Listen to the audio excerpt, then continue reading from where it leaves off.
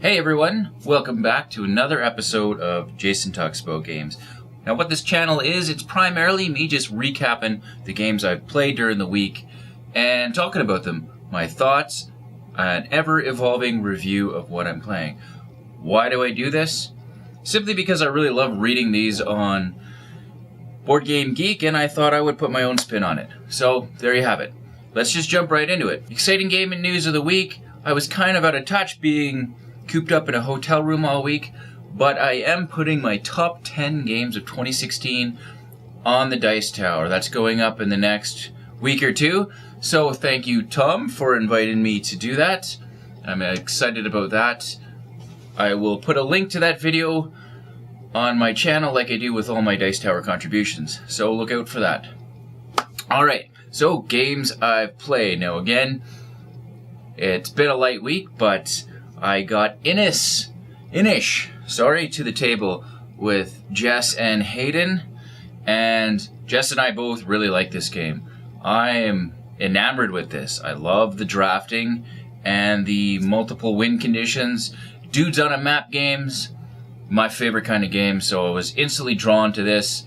It fits in nicely beside Kemet, although a completely different beast. It's funny, my son just about won that game, and he doesn't like it. He gave it the old thumbs down on Inish, which is too bad. Alright, Bloodborne. I got this game played a couple of times. Eric Lang card game. I was really excited for this one. It's kind of like really elaborate paper, rock, scissors games with each other and a deck of monsters. You're playing weapons cards, going through a deck of monsters, and it's kind of cooperative and kind of, it's a competitive game with cooperative aspects. A lot of the weapons cards you're playing are very take that. They can damage the other players and stuff like that, and each card gets flipped up. It's got a certain amount of hit points, which are points. Every time you do damage, you take those blood echoes, you put them on your card, and if you play this one card that everyone has called the Hunter's Dream, and you don't end up dying that round from the monster, you can bank it, and those go towards your end of the game scoring.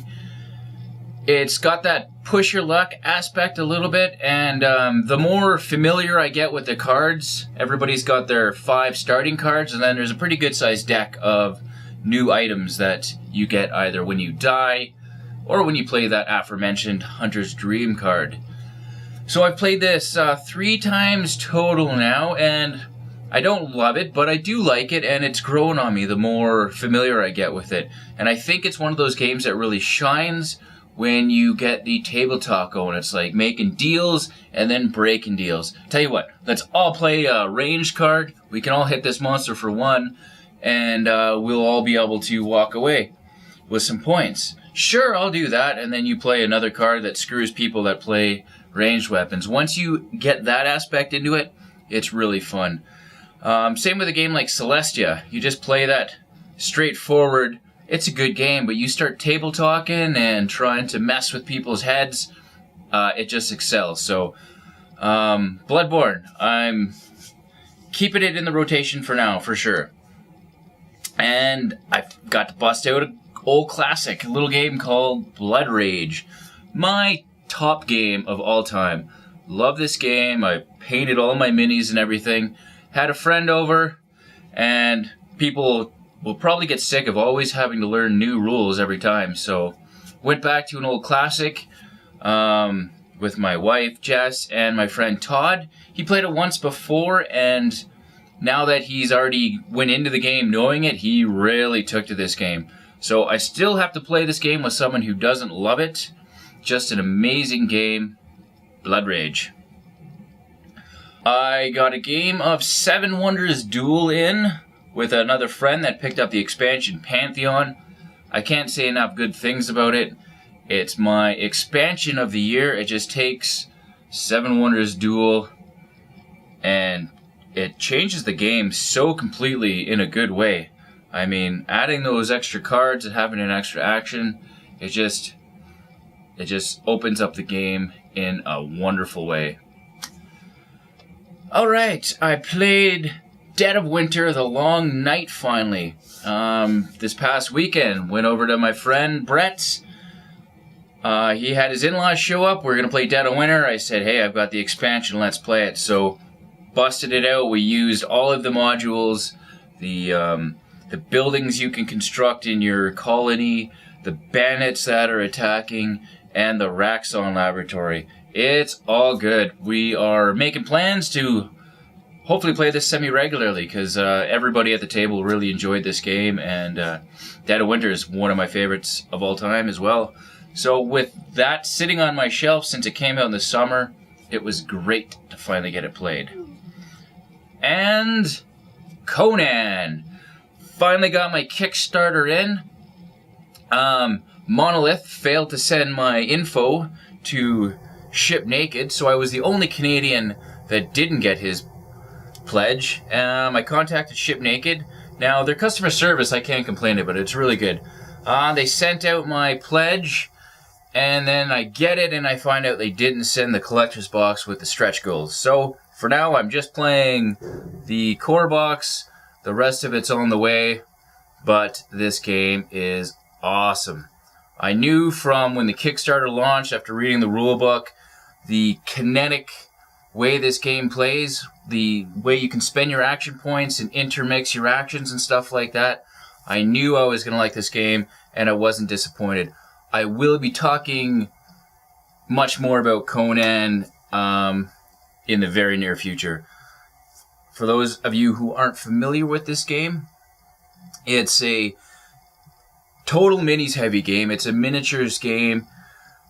Scenario based. There's one guy that controls all the monsters with his cool mechanic. He'll have a certain amount of gemstones, and he spends gemstones, and you'll have like a row of tiles which represent all the monsters you have on the map, or bad guys. And depending on where they are is how much it costs. So you can activate the same one twice, but soon as you activate it, if it's the very first one, it costs you 1 gem, and then it goes to the back. If you want to activate them again, it could cost 5, 6, 7, 8 gems. This gem resource management and action point system is unbelievable. With the good guys, it's the same thing. They've got like 10, 11 gems. They use that for different actions. It's also their hit points. When they start taking damage, they start losing gems. But I mean, one guy can like throw his axe over to his buddy. That guy can use an action to catch the axe. He can hack at a bad guy. The guy that threw the axe can kick a hole in a wall if he's got that wall breaker. Run in. Somebody else can run in and grab the chest, and they can just keep going back and forth, spending their gems however they want until they are done doing their actions. They might want to save some gems for defense. They might want to save some so they only get a certain amount back every round, depending on if they're going to take a cautious stance or an aggressive. I'm not going to get too into the rules here. I'm just going to say that it's an awesome game, and I love it. So that's all the games I've played.